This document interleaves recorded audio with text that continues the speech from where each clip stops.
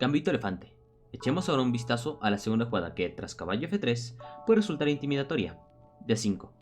Esta vez, damos el peón D con E por D5.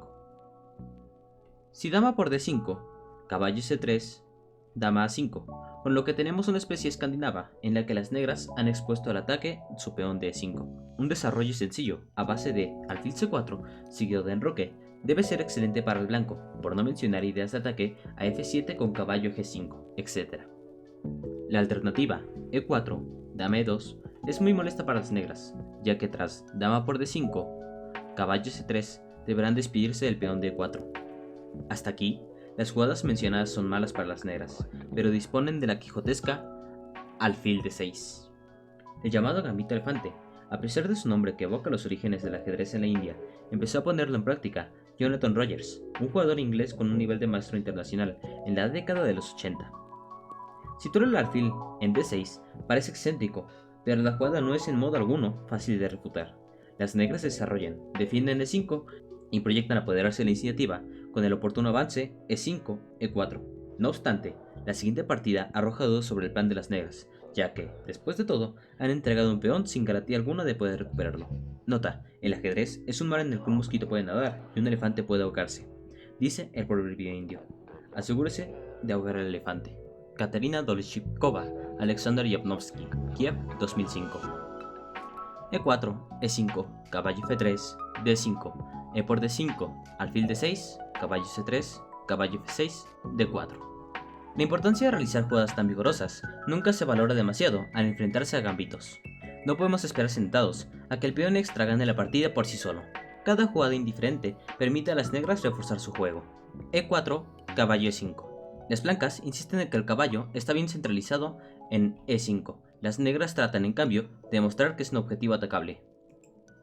Si en cambio se jugara caballo de B a D7, después de las jugadas alfil B5, enroque, alfil por D7, alfil por D7, alfil G5, las blancas dominan la situación.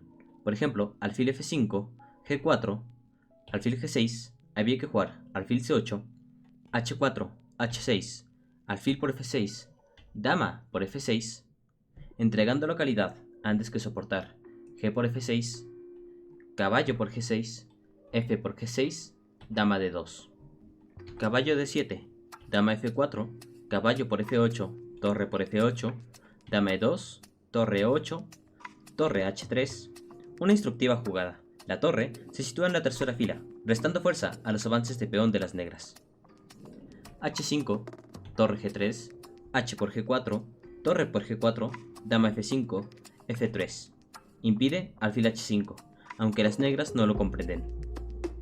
E3, enroque largo, alfil H5, torre G5, dama por F3, torre por H5, y las negras se rindieron. Lee, Van Domlen, Gante, 2005. Regresando a la partida principal con alfil G5, torre E8, un importante error, que, de todos modos, si se jugara caballo de B a D7, las blancas probablemente saldrían airosas con caballo por E4, pero quizá sería preferible caballo G4, que mantiene la presión sobre F6 y prepara caballo E3 para reforzar D5 en caso necesario. Alfil B5, caballo de B a D7, supongo que las negras no querían regresar con la torre a F8. Alfil por F6, caballo por F6.